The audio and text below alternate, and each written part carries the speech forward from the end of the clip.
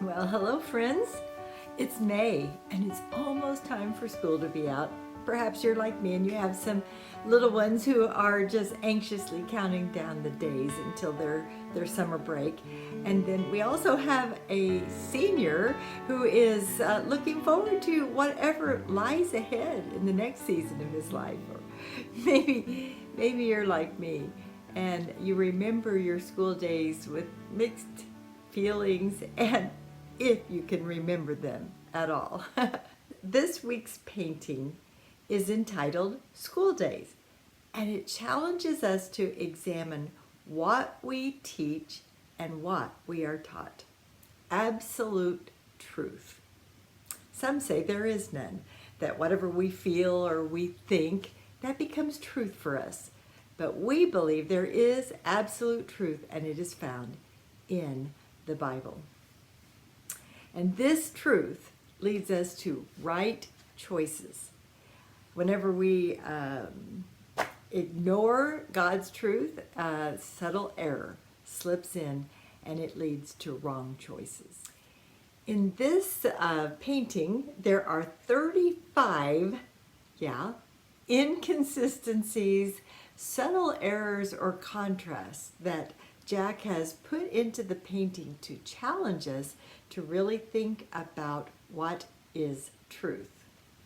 And we've created this card. It's actually a really large 9 by 12 card, and inside is a test. So teachers, even you, get to take a test. And it asks you questions, which you then go to the picture and try to find the answers, and we even put the answers on the back. So I'm going to use the card today to explain this painting, School Days. The first question on the card has to do with the teacher. She can be a good influence or a bad influence depending on what she teaches. If you cover half her face, you see good character and truth. If you cover the other half, you see a completely different one. The key that is on her necktie is also a symbol of her ability to either unlock the God-given gifts and abilities of the students by teaching them truth, or, as you see the door with the bars, she can lock them into a form of bondage that comes from denying the truth. What do you think when you see the flag? It appears to be fading. And it can mean that the godly values and patriotism on which our nation was founded are fading away, or by revival of history and patriotism, those godly values are being strengthened and brought back. Look at the pictures above the chalkboard. Do you notice anything wrong with the pictures of General Lee and General Grant? Well, if you know history, you know their uniforms are switched. It's important to record history accurately. Also, in those pictures, can you find the words true and false all across the top of the chalkboard? Sometimes it seems very difficult to distinguish between the two, especially if you have no solid foundation that you can look to for accuracy. Once again, we look to the Word of God, the Bible. Do you notice something strange about the picture of George Washington? He has a mustache, much like Hitler. Some will record history with a falseness that turns our good and godly founding fathers into something they never were. Is there significance in the globe? Our world can seem turned upside down and confusing when truth is not guiding us.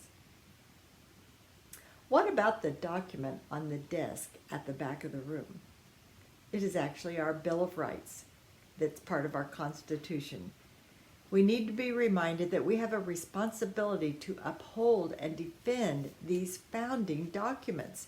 If we fail in our responsibility, we may wait to find that we, the people, and our representative form of government will no longer have a voice. Do you see what is missing from the Pledge of Allegiance? God.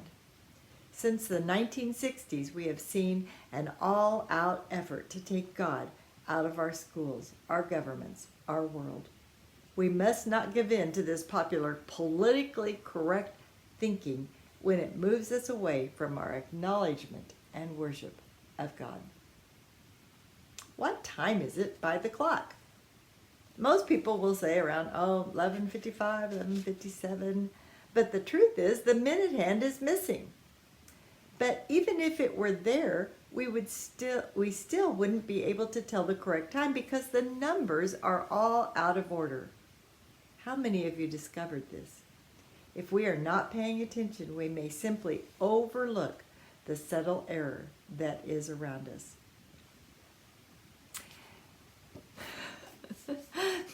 There's so much more in this painting, and it's all in this 9x12 card, and I'd like to send you one free. All you have to do is email me at nancy@bittersweetgallery.com and send me your mailing address, and I'll send it to you right away. Our memory verse for this week is on the chalkboard. It holds a basic and fundamental truth about education. Do you know where it is found in the Bible? The verse is, "The fear of the Lord is the beginning of knowledge, but fools despise wisdom and instruction." So I'm going to wait and put that reference at the end of our lesson so that you have a little time to go check it out. So what's our takeaway from this painting? Perhaps we could say, let's always check what we teach and what we are being taught by the Word of God. There are teachers who maybe have great personalities and wonderful teaching skills, but are they presenting truth according to the Word of God? We are thankful, so thankful for the many teachers who push beyond expectations and inspire great things out of their students. These are the ones who allow the Word of God to guide them as they realize their grave responsibility to provide students with a firm and truthful foundation. How firm a foundation